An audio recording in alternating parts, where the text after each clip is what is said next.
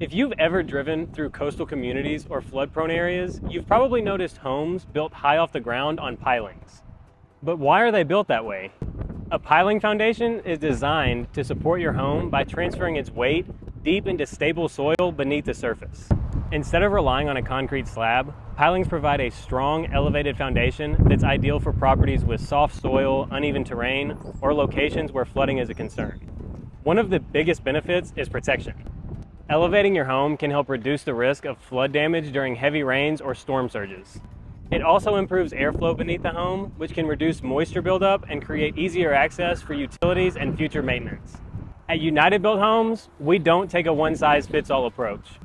Before construction begins, we evaluate your property to determine the best foundation for your land. So if pilings are the right solution, our team builds them to meet local building codes and engineering requirements, creating a solid foundation that's designed for long-term durability. So whether you're building on the coast, on difficult terrain, or simply need an elevated foundation, a piling home can provide strength, peace of mind, and lasting value. If you're considering building on your land, our team can determine if a piling home is the right fit for your property.